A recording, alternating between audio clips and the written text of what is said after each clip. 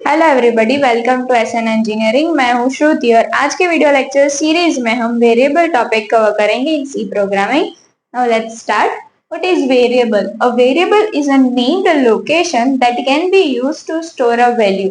एक वैल्यू को स्टोर करवाने के लिए हम लोग वेरिएबल का यूज करते हैं। Unlike constant that remain unchanged during the execution of a program, variables may take different value at different time during execution. Constant की वैल्यू एक बार डिक्लेयर कर दी तो पूरे प्रोग्राम में वो सेम ही रहेगी at the time of execution भी उसकी वैल्यू सेम ही रहेगी। बट वेरिएबल की वैल्यू ऑलवेज कांस्टेंट नहीं रहेगी। ये उसकी सिंटेक्स है। पहले हम लोगों को एक डेटा टाइप डिफाइन करनी होगी and then variable name and at the end semicolon is must. अगर हम लोग सेमीकोलन नहीं करेंगे तो वो एरर शो करेगा। उसके सम रूल्स है जो हमें मस्ट फॉलो करने चाहिए। Variable name should not be keywords. Keywords का यूज हम लोग एज अ वेरिएबल नेम नहीं कर सकते। White spaces is not allowed.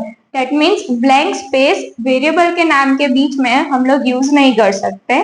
Special characters are not allowed. Special characters मतलब @ हैशटैग ऐसे कैरेक्टर्स का हम लोग यूज नहीं कर सकते at the time of declaring a variable. It should start with letters and underscore. Letters या फिर अंडरस्कोर से ही हम लोग वेरिएबल का नेम शुरू कर सकते हैं।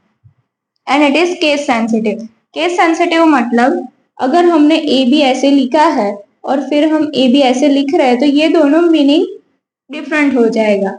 Now let's take some examples.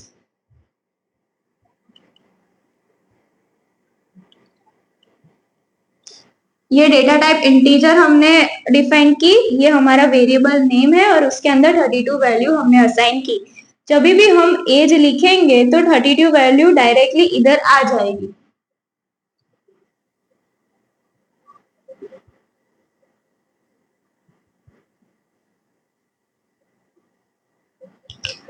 अभी हमने डेसिमल पॉइंट वैल्यू ली है जो हमने फ्लोट डेटा टाइप से डिफाइन की है। Price equals to 99.01। जब भी हम प्राइस को कॉल करवाएंगे तो 99.01 हमारे स्टेटमेंट में आ जाएगी। This was all about variables. Thank you.